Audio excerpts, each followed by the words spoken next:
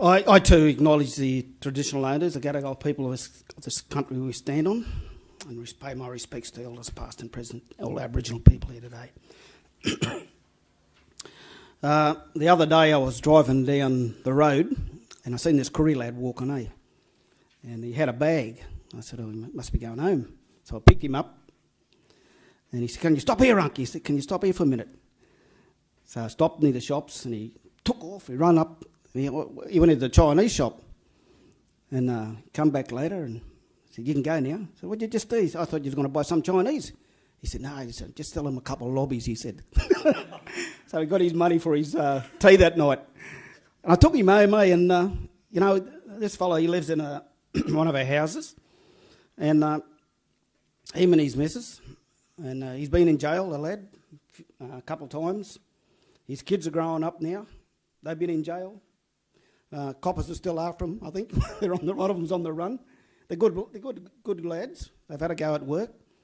Him and his missus, they run a pretty good home. But you know what that home means for them? It means security. It means probably survival for them. They're not worried about how much it's worth on the market. They just want to pay their rent. They want to have a home there for their kids. They've got grandkids now, and the grandkids come home, and the two fellas come home with their grandkids. They might stay there for a month or two, and they'll find it somewhere else, and they'll go somewhere else. But this lad, I've never seen him at work. So he probably goes on and off Centrelink. But I'm glad that we can look after him and care for him and his family with a house. Because if he didn't have a house, he'd be drifting around. His family would be scattered all over the place. But at least he's got some core there that he can, a base that he can, be family and be part of the community. Listen, who's been in a partnership with another organisation? I bet you all put your hands up for that. I've been in plenty of partnerships, but I have to say, I'm going to talk about our partnership with Argyle Housing, and I'm going to tout it a fair bit because I reckon this is the best partnership I've ever been in. Now, I looked at a definition of what it means about sharing values, and Dr. William Jonas wrote this: for Indigenous people to participate in Australian society as equals requires that we're able to live our lives free from assumptions by others about what is best for us. It requires recognition of our values, culture and traditions so that they can coexist with those of mainstream society. It requires respecting our differences and celebrating it within the diversity of the nation. And I only read that out because, to me, our relationship, I don't call it a partnership, I call it more of a relationship with Argyle, hits all those points.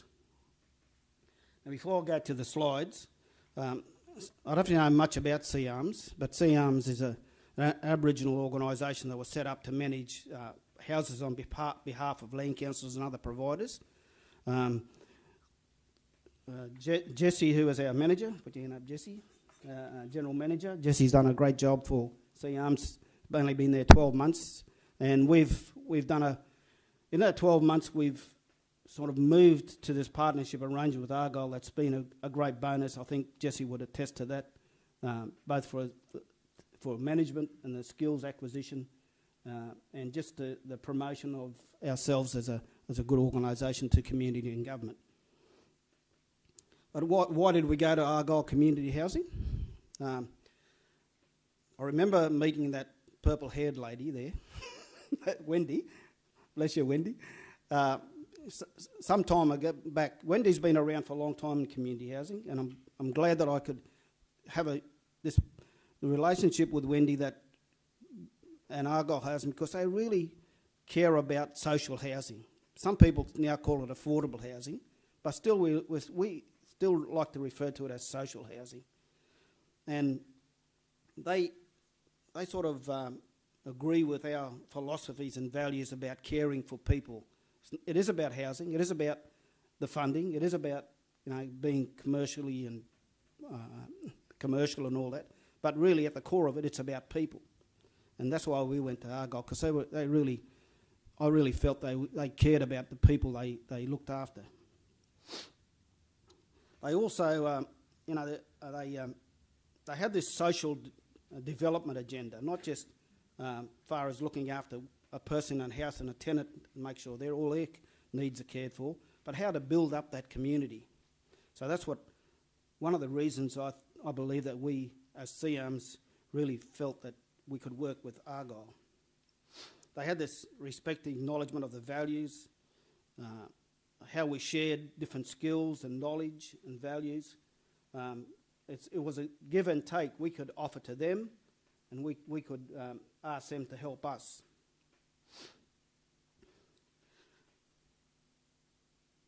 There is some challenges ahead. I might just go to the slides now and just talk to those. So I've got to press this. We actually come together under the Social and Affordable Housing Fund. The government announced that about 18 months ago, was it, Wendy? About 18 months ago, yeah. And we never got up on that, but it was a great experience of how to develop housing in the community and how we could help Argyle if the tender got up in developing housing for Aboriginal people, and they could help us develop the projects and then managing the projects. So a bit of an example of that submission was that we were going to build houses on land council land. Argyle would help us with the development. We would take over the management. We would need from the land councils a 20 to 25 year lease. That was part of the conditions of the funding. And there's some land councils that joined into that and found that it was the best way to go. Unfortunately, we never got up, but we built the relationship by doing the tender submission together. And our working relationship established through that. I think I learned a lot of lessons from it. To develop land in partnership with others, you've got to be able to trust other people. You've got to be able to say, well, yes, we'll trust some of the consultants who you're using because you know your business, we know our business, and we'll join in forces with you. And of course, the potential for a working relationship came from that. And we'll just go on to the next slide, which I've got to do. So they assisted us with policy and procedure development and review. That was especially in relation to PARs. So we never crossed the bars for PARs, and then so we needed some help with that. And Argyle was just tremendous in the way they helped us through the policy. Of course, Jesse and other staff at SEARMS had all the expertise, but we needed additional help. And Argyle was very generous in sending some of their people down to work with us. And we're, as you can see from that slide now, we're almost at the end of PARs and we're moving. And everything we've done about PARs was gearing ourselves up for the NRS, for the National Regulatory, is that right, NRS? Yeah, NRS, System for Community Housing. So we're now positioned to go into the NRS this year. Is it right, Jesse? It's late this year, early next year, so we're ready to go. All our policies and procedures and the way we work have been done so that entry into the national system will be a lot easier for us. We'll still need Argyle's help to get there, and they're very generous in the way they help us. They've helped us with financial management. As you know, the dollar's everything. You've got to have the money to do things. You've got to use it properly. They've been very helpful and as you can see there, the professional advice they gave us on payrolls, accounts, and they enable us to really focus on our core business because it's a bit of a challenge for SEARMS to have several number of community organisations, all with their own policy and procedures, and trying to manage on their behalf is different than what we discovered. I think Argyle discovered is that we've got a lot more complex issues to deal with and reporting to deal with, and even financial reporting than they have. So they learnt how to help us, I think, in that.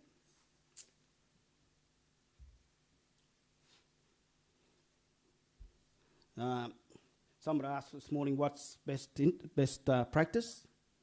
I don't try to define that at the moment, but I think best practice is that you meet all your requirements under any code, that you don't forget your core business is about your tenants, and that if you look after your tenants in the house, then other things just fall into place. We're looking with Argyle.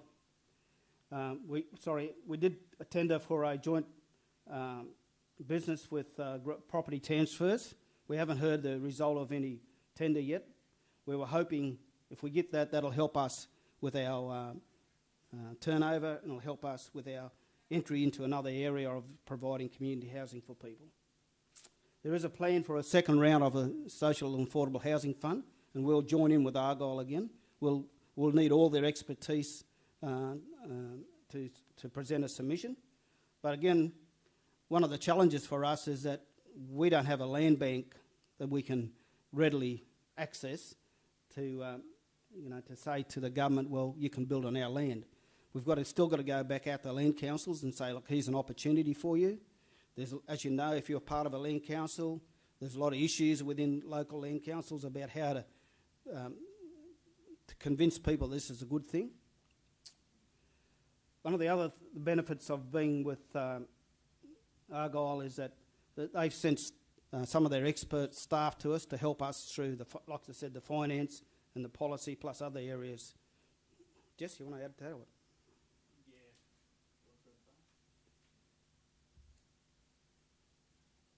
So where we've had specific tasks that we've had to do where not necessarily had the expertise, we've been able to request that Argyle send someone who's an expert in that area to come down and help us with that, and particularly working towards NRS and getting through paths. But also there's been a few, being a smaller organisation, when there's only 8 of you or 9 of you, 2 or 3 people on leave at the same time or different circumstances happen, I've been able to request that Argyle provide me with a housing officer for a 1-week secondment to help us to maintain our business continuity in that time.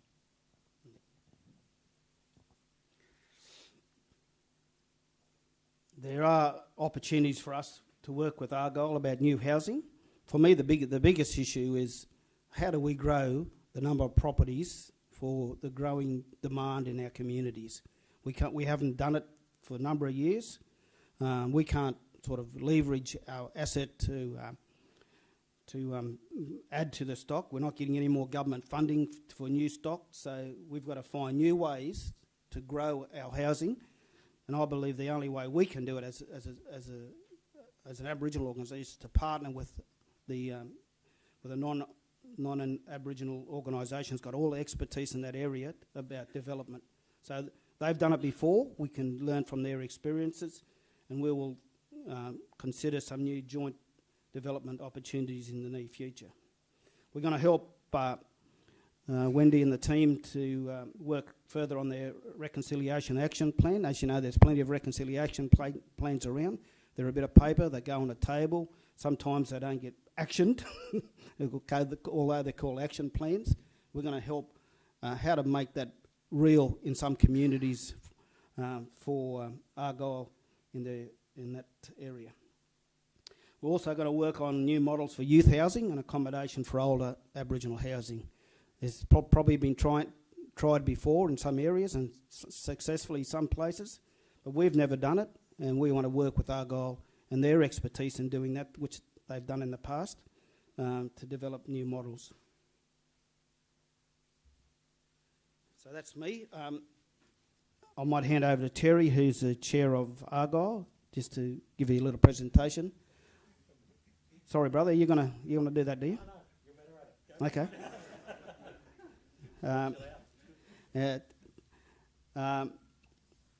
Terry, I'll come up here, brother. Yeah.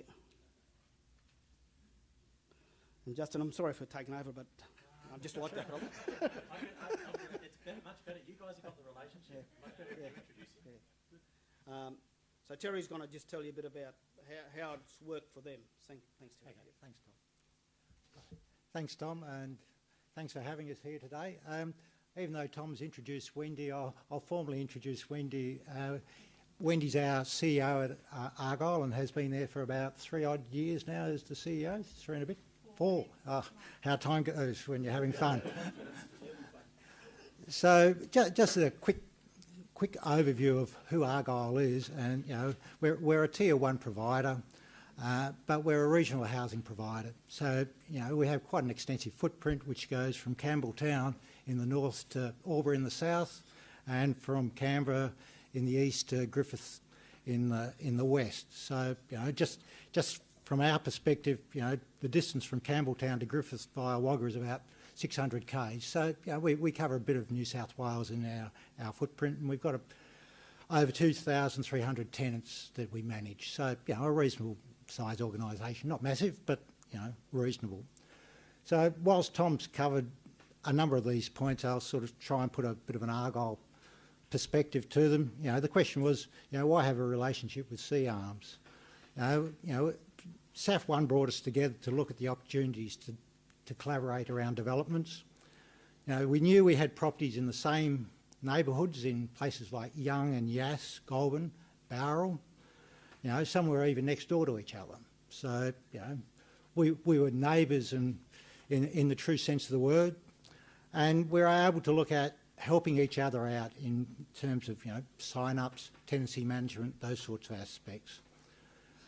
The relationship's now 3 years old and getting better by the day. We looked at growing stock under the SAF round 1, both for mainstream and also Aboriginal housing.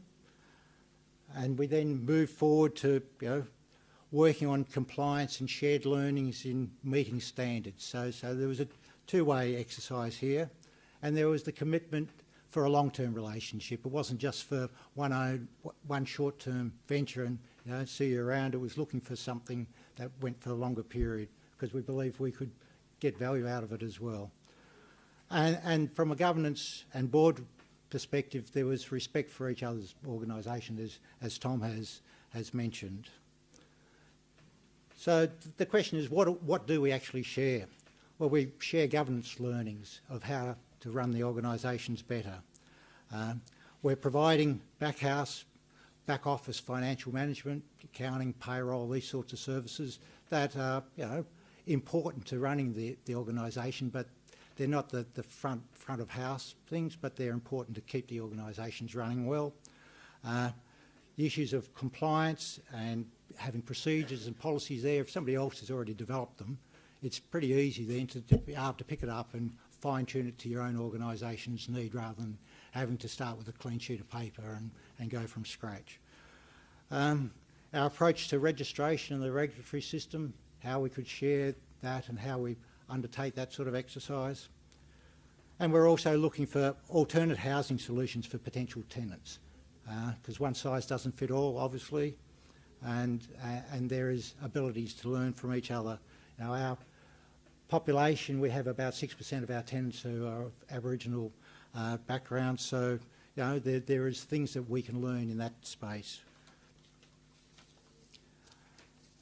As I think Jesse sort of mentioned, we send staff from Bowral to the coast, and in winter time I understand that it is very popular. The temperature is many degrees warmer. The ocean is far more attractive than the fresh frost of a morning in Bowral, but so staff are happy to go down there and enjoy being there and mixing with the staff under Jesse. So where to? Are there future opportunities? Yes, there are. There's potentials for management transfers. One of the areas that we're working together on, and it's turning from being a future opportunity into an actual event, is sharing the platform of the information management system that we've put in place.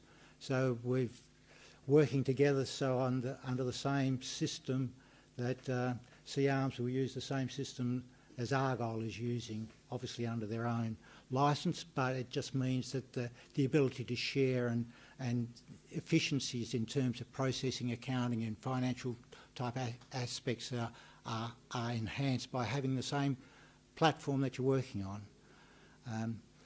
There's future property development opportunities, and there's shared training and opportunities for staff development and learnings, which are still plenty of potential there to develop. 3 years, what have we learnt to date? Well, it's definitely a relationship that's based on trust and mutual respect. It's a relationship that is built across the multiple layers of the organisation, from the board, from the CEO and senior management team, down to the other staff right the way through. So it's not just at one level of the organisation, it's across the full span of the organisation. And it's very much a two-way relationship. Argyle's learning as much as SEARMS is learning from this exercise and getting as much benefit, or potentially even more benefit out of it than SEARMS. So it is a two-way process. And aligned values are vital. Tom mentioned them, and it is absolutely essential. If you don't have that, it's not going to work in the long term. And I think the thing that I really need to reinforce is that a signed agreement or a service level agreement really is pretty meaningless without those alignments and values, etc., being across the organisation. You can start off with a piece of paper, but unless you've got shared values, you've got mutual trust, etc., it's not going to go too far at all. And in fact, we're most probably now, having gone through the process, potentially at a position to be able to put something more formalised in place, because we have a far better idea of what the relationship's going to be and how it works and what the benefits are than potentially in the past. Because let's be honest, people do change, boards change, CEOs change, staff change, but having a deeply embedded relationship across multiple layers, there's the ability to ensure the relationship endures. So where do we think we can go to from here? Well, obviously SAF2 has been mentioned. Compliance with national regulation we're working on, shared training. So the other area that is really potentially quite exciting and has a lot of benefit for both of it is development of housing to areas of need across both mainstream and Aboriginal housing, where we both have a consistent problem, which is in youth and age. We have challenges there. SEARMS have challenges there, so it's there. And making full use of the information management system that is there, maximising the value that we can get out of that mutually, so that we both get good value from the investment in that particular piece of infrastructure. And continuing our friendship, because that's the bottom line to it. That's all I had to say. Fire away. I'll hand back to the coordinator. I'm not Tom. Thank you. Thank you.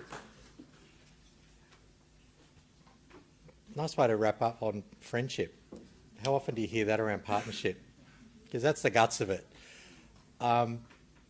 Thank you. Did you want to add anything particular? Cool.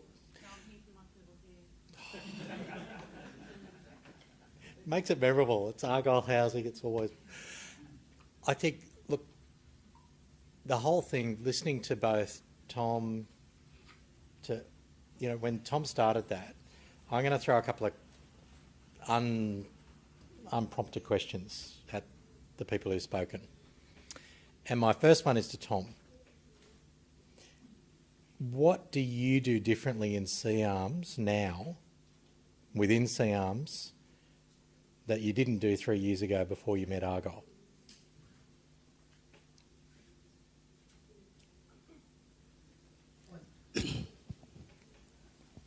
I think that we're much more confident in our approach to any opportunity that comes forward. Mm-hmm. We couldn't have done SAF, the Social and Affordable Housing Fund, without Argyle. We couldn't do it alone. What the difference, I think, is that we have a future now, right? It's still pretty hard for us, a lot of challenges about the future. But I think confidently now we can say we can actually add some housing to meet the demand of our people out in different communities.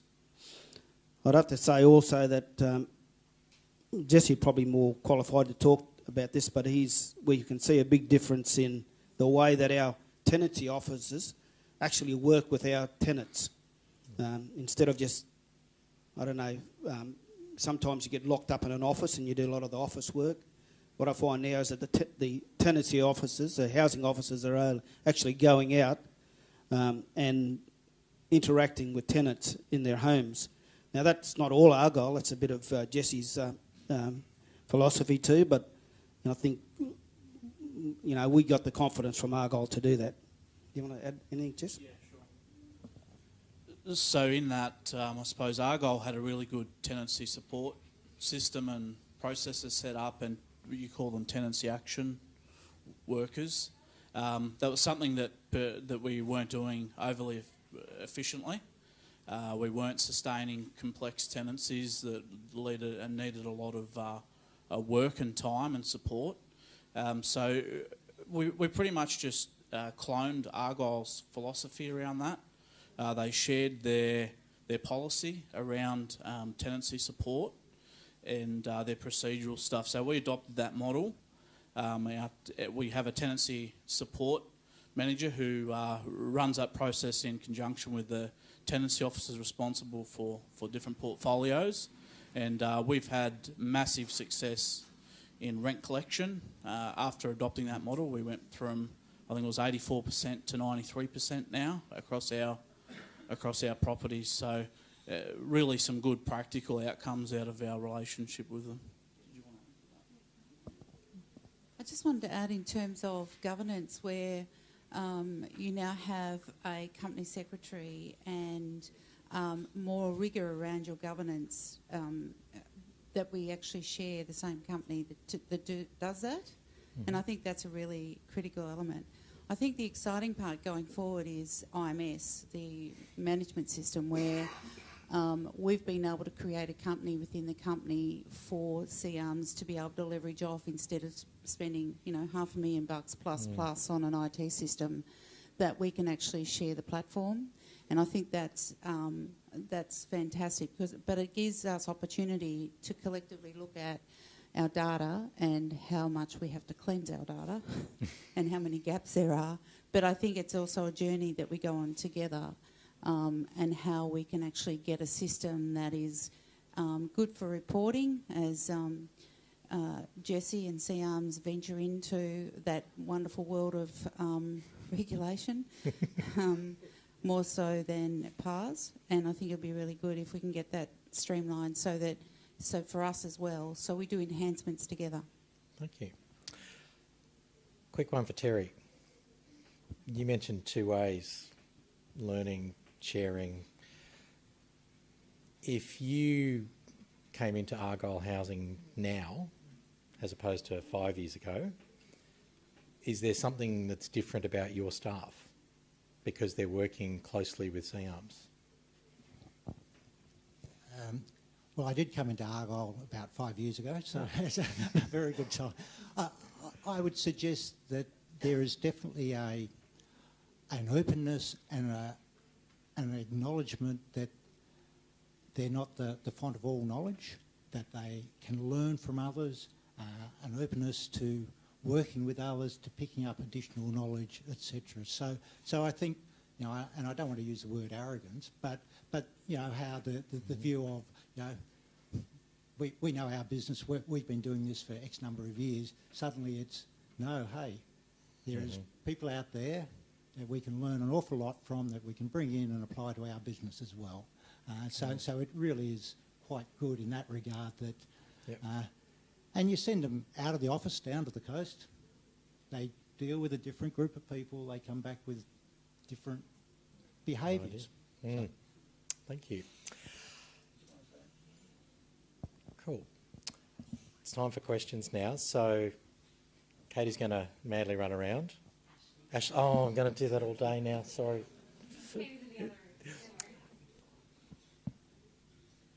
Thanks very much for your presentation.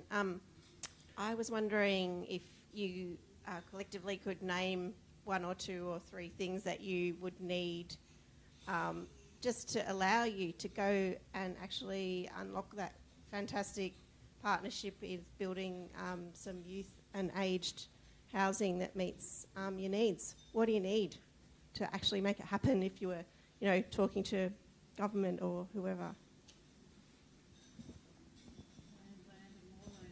Well, we need land, we need funds, but we also need the government to, when they give opportunities for programs, to think about how to develop these new models of, well, they were not new models, they're probably old models, but we reinvent them all the time, of providing service to people in the community where the need is the most.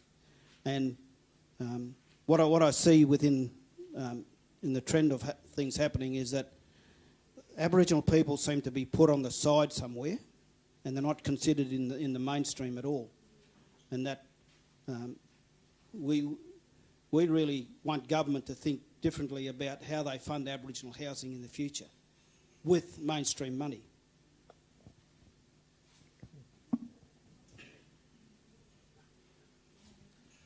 Just a quick question. With the partnership, is there a formal instrument in place between the two organisations that's been signed off by the board?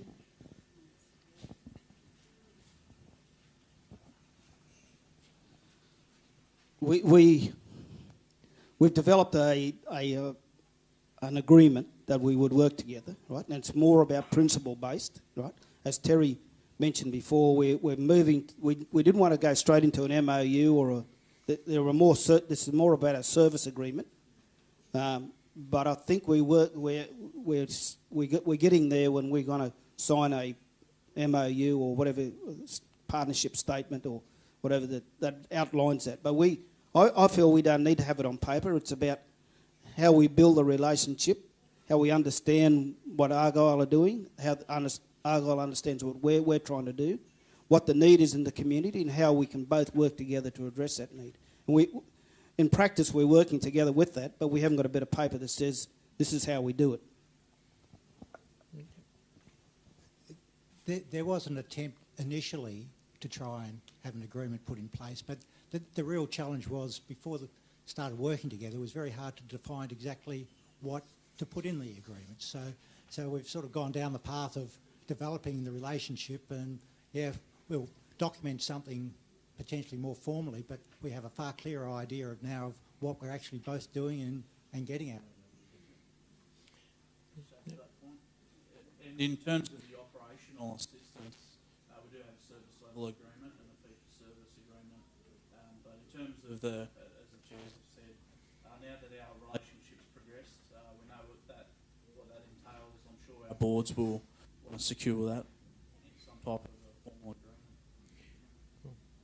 I mean, it's interesting, that comment, over the last decade or so, government funding agencies, no matter where they're coming from, have always wanted an MOU first. Prove to us that you're talking. Prove to us that you've even met, as though that solves the problem. I'm going to get really cheeky here now. Did you find that lack of an MOU or a formal happy document between the two organisations hindered you in getting government agencies to trust you, to give you funding, to believe that you are working in partnership? Well, we haven't got any money from government. That's why I said I'm being cheeky. But I think it's I think the people both in the minister's office and in the department realise that this is a genuine partnership without any formal document to say it is, and we can prove it by the fact that we have worked together on. We can name task after task after project after project, which we work together for the benefit of both organisations. So I don't think it's hindered us. Yep.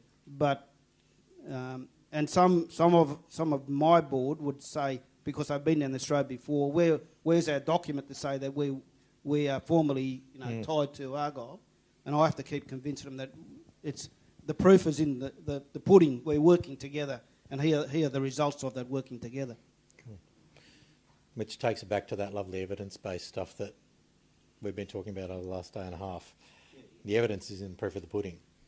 You don't have too many organisations sharing an IT system without a bit of trust. Cool. Any other questions from the group so far? Cool. Thank you for the opportunity to talk, but I would say one of the challenges facing both housing and services is the ageing population. And I'd just like some feedback from the panel on that, on the partnership.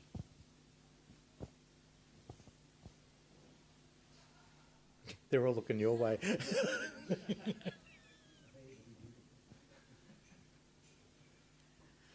It's certainly a priority that is talked about in both organisations, and I think there is opportunity potentially coming along through a direct channel through SAF, where the Minister's announced that it's going to be around regional and over 55.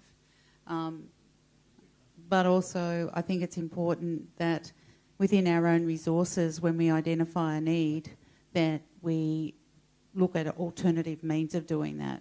I mean, ideally, we would like to not be reliant on government for everything that we do, and we aren't. We use our own reserves, but I think it's important that we will continue on this journey, and we've talked about the planning around particularly our aged population and how we can actually deliver a new product for them.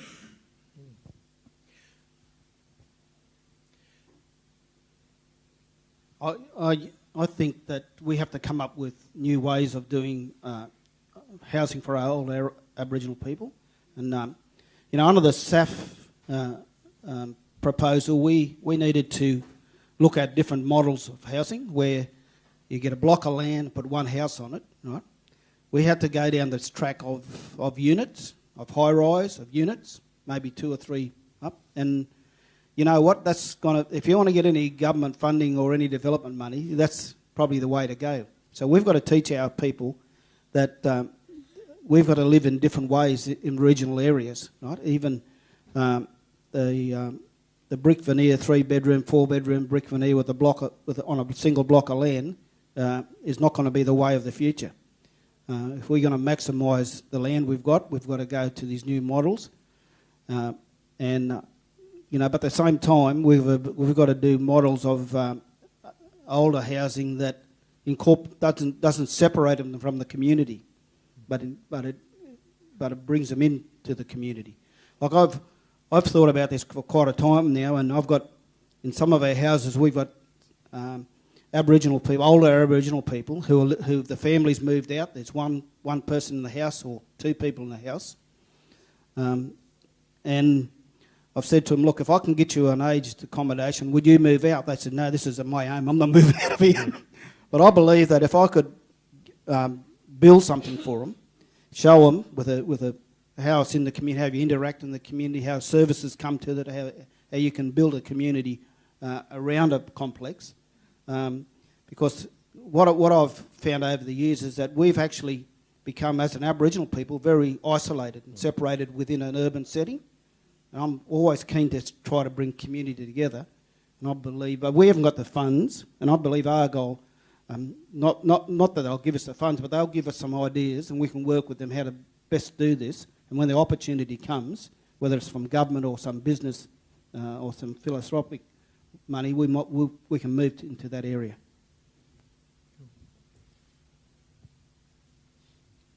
Just from Argyle's point of view, we too have an underutilisation problem in that we've got a lot of elderly people living in 3 and 4 bedroom houses. Hopefully next week we put our first garden unit into one of our house blocks, and the person who's living in there, who's an elderly person, will go into a universally designed on the same block, connected to their neighbours, connected to their community, and it frees up a 3-bedroom house for a family so that you start the next generation. So it's certainly a small solution, but it's one that can work for some people. Showing positivity. Yeah. With that granny flat, garden flat, I caught myself. With the garden flat, is that in a regional area? Yes, it is. I'm thinking Sydney councils. So, You don't need a DA. No. And it's that kind of thing, I think, very clearly. We know having that data for where older Aboriginal people are living might allow a lot of opportunities in regional areas that Argyle and SEARMS operate in, because they've can get away without a DA. It's actually quite different where you are on the country. That's awesome. And I think it goes back to what Tom was saying about you've often got to prove to somebody that it's real before they're willing to take the jump, because it's a big trust ask. If that's your house and you know you're safe, but that's going to be amazing. Cool. With the yeah. I think Argyle's going to help us tremendously in the future because, the whole community housing is moving towards private funding, right? Leveraging your asset, right? Now, we've never done that. I've done it with my organisation then. I actually mortgaged a couple of houses and borrowed money and built a couple more. That was over 25 years ago. You can't do it today, I don't think, because of the value of the asset. But I believe that there will be opportunities for us to have the banks involved, have super involved, but we can't do it on our own. We need Argyle's help to get there with all these different funding models. Thank you. And again, it's a question to all of you. You mentioned that original get-together was for a particular funding round which was unsuccessful. How come you stayed together when it didn't work? We love one another. No, I think from SEARMS' perspective, looking down into the future, we can't do it alone. We realised that we needed Argyle's help. This might be a bit selfish on us, but to get to the NRS, we heard that to get any transfers from AHO properties, they need to be NRS registered and recognised. We, as chairman of the board, I felt that we needed Argyle's help to get there. Right? So cool. That's one of the main reasons, right? But then because the staff gave us some great ideas about how we can work together for community, right? We just done another tender, and Argyle and us, with Jesse done most of the work about how we can work within community to get the community, like people in public housing feel very left out about their community development. We had great opportunities through Argyle, and I think opportunities will present themselves again, and there'll be some innovative ways of how we can deliver housing services, especially in some of these housing estates that's got a lot of social problems. Cool. Did you? Yeah, I was just going to add to it. Obviously, when you go into something for a one-off purpose, from Argyle's perspective, it was obviously opportunities identified for future value and benefit from Argyle's point of view as well out of the relationship. So it's one of those things when you start something together, you do often identify other things which then develop and progress, and that's where it's sort of gone from. You start off with one idea, but by being having that trust and mutual respect, you identify other areas that you can develop, and so it grows from there. Cool. Comment here from Suzanne. Thank you. Right there. You mentioned earlier, just in that conversation that you just, those answers that you just gave. So what was your name? Terry. And you mentioned earlier commitment, which is fundamental to any relationship that's going to work. Can I ask you, what was it that really drove that kind of commitment? Because I'm, kind of taking a bit of a guess here, but I doubt that you would have been buffered from, the negativity that a lot of people get around how Aboriginal people work. So how did you maintain that commitment? What was that? Because it's clearly had some really good workings in your relationship.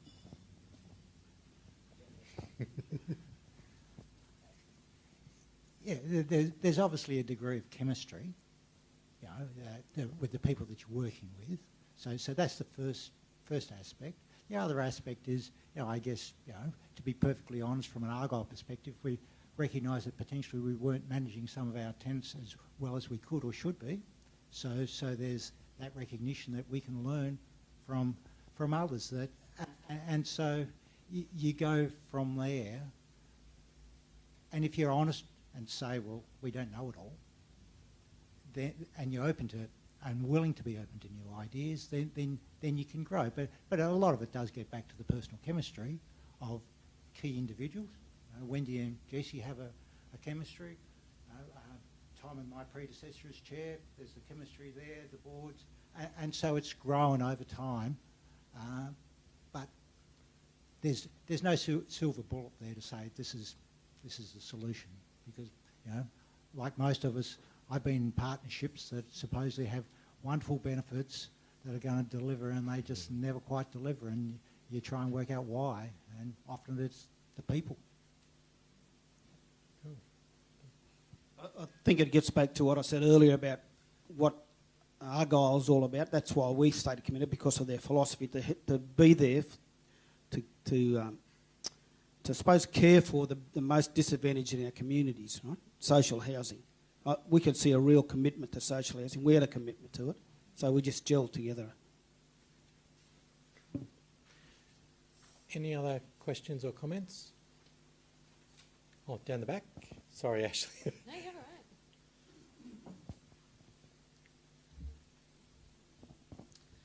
right. My question leads on a little bit more from Susan's as well. What I'm interested in is, from the lessons that you've learned together in this partnership, what are you able to share, or what would you share with other organisations that are looking at doing a similar thing, as to how you've overcome some of those barriers or hurdles that you, how have you actually come through some of those?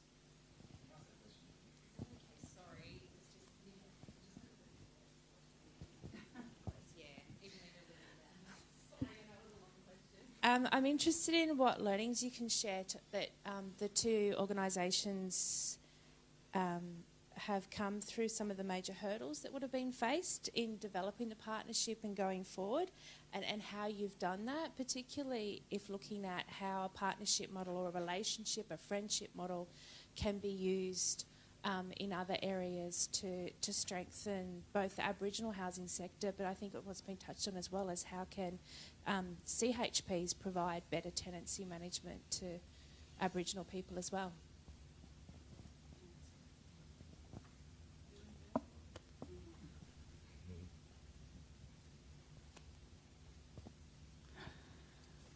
How can we share this with others? I think the key words for me was that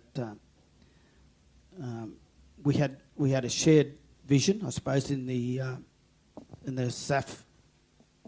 Even though that didn't get up, the learning was that as an Aboriginal organisation, we needed Argyle to help us, right? We weren't saying to ourselves, even though probably we did have the skills to do it alone, we had to say to ourselves, look, the future is going to look like this. We won't be able to get into that future space unless we've got someone like Argyle helping us. The other end is that, I think what Terry said, is that there was an element of trusting one another. I mean, yes, Aboriginal housing does have some negative connotations to it, people, but I believe Argyle were genuine in how they could best serve Aboriginal people, and so we felt that there was a real synergy, I suppose, between what we were trying to do and what Argyle was trying to do. So I think we'd be willing to help any other organisation and talk to them about what's the steps you have to do and the trust you need to build. I think the trust really built because we actually done things together, and Argyle actually advised us and sent staff to help us to do the policy and the finances. So they were willing to let their staff be seconded to actually sit into SEARMS offices and help Jessie and other staff to develop their programs. So there was a real willingness there from the non-Aboriginal organisation to join in with us. I mean, I think we never looked at what it cost us financially. We that wasn't a part of it. It was how we can help one another.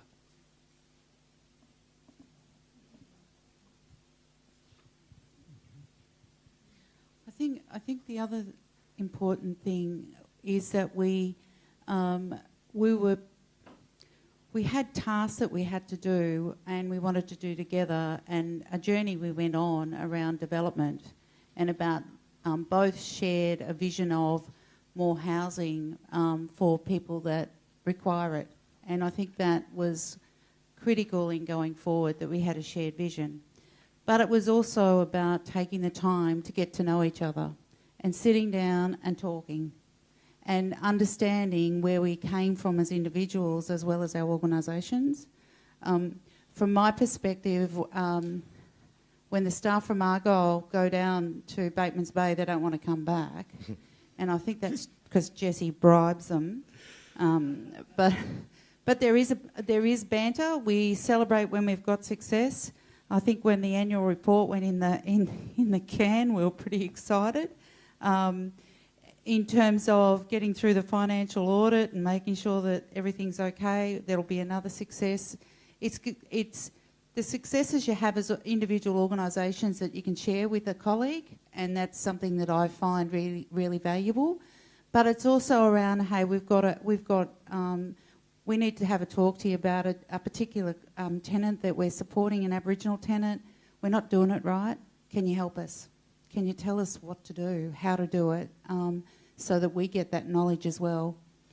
So I think from that point of view, at an individual level, right through to a board level, you know, you've got to have a level of practicality, but then you've also got to have a level of understanding each other and having a shared vision.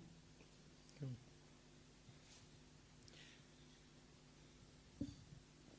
Any other last questions? Yeah. Oh, cool. I want to ask a silly question. What's SEARMS? What do you fellas do? What does, you know, I see Argyle Housing, so, you know, you've got your own individual organisations, but and the other thing is, who's got the housing stock? You know, have SEARMS got their own housing stock, or Argyle, or? I'll let Jesse sort of fill in the numbers, but we manage houses from Walliga Lake, Narooma, Badalla, Mogo, Bateman's Bay, Queanbeyan, and we also manage on behalf of the Aboriginal Housing Office. They've asked us to manage quite a number of houses. There was an organisation that hit the wall, and so we helped AHOs take over the management of those houses. Jesse, you want to fill in the numbers, or does that answer your question, Alan? Or No, I asked 10 other things. Okay, well. No, you're nearly there, brother. Nearly there. All right. Yeah. Numbers. Well, I'll hand over. You know, like, Yep. You know, you didn't have to name all the community. You said, oh, down that way. You know, I understood Well, that. That's how well, I'll get Jesse to fill in some of the other places that we. So we sort of have three categories, I suppose. We manage AHO properties just under a management agreement. We manage properties on behalf of local Aboriginal land councils under a normal realtor agreement. And we also have some of our own properties as well. The total number of that pool is about 244 at the moment. We've recently handed back some properties 18 months ago due to uncertainty around subsidy commitments from the AHO and other things. But what we're finding now is a lot of those organisations are coming back knocking on the door because that's the way that the government are heading. If you're not with a registered provider, then you're not open to opportunity. So hope that answers. I'm aware of, you know, PARS and NA, whatever it is, ABC or whatever. But the other thing is just, you know, trying to find out what. So Argyle Housing, you're a support, or do you manage houses too? Yeah. So we've got. Do they include Murdy houses and too, or what? So what we've got is it's about 2,400. So I think we've grown a bit since Terry stood up there on the. I wish it'd grow that quickly. No, I don't. We have management from public housing. We have fee for service, and we have our own. So we have a combination across New South Wales, and we've got about 350 in Canberra.